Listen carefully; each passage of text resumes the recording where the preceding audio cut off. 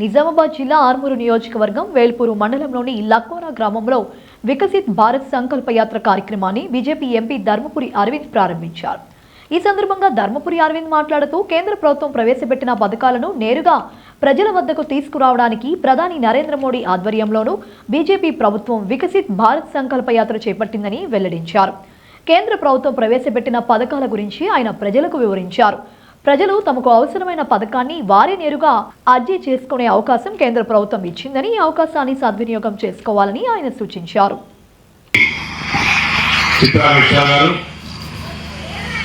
గౌరవనీయులు లక్కోరా గ్రామ సర్పంచ్ శ్రీ వంశీకృష్ణ గారు,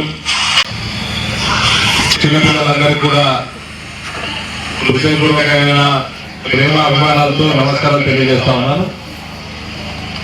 కేంద్ర ప్రభుత్వం చేపడుతున్న అనేక కార్యక్రమాల అవగాహన కోసం నరేంద్ర మోడీ గారు చేపట్టిన వికసిత్ భారత్ సంకల్ప యాత్రకి మీ అందరికీ స్వాగతం.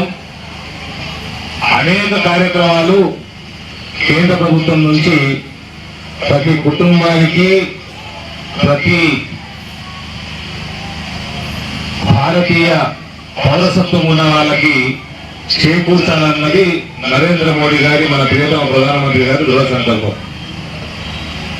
ఈ కార్యక్రమం ద్వారా ఎక్కడెక్కడైతే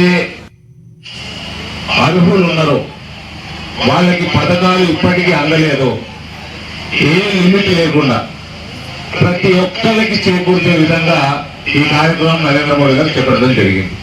దీనికి లిమిట్ లేదు.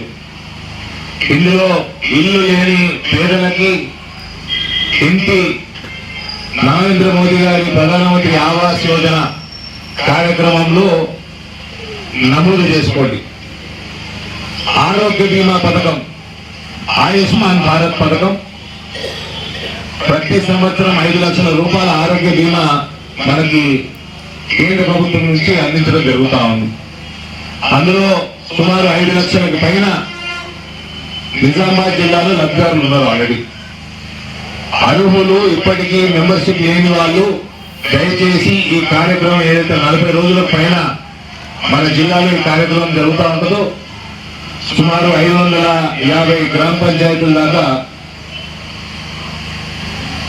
మనకి మోదీ గారి గ్యారెంటీ వాహనం మనకు రావడం జరుగుతుంది. రాష్ట్ర ప్రభుత్వ అధికారులు దాని వెంబడి రావడం జరుగుతుంది.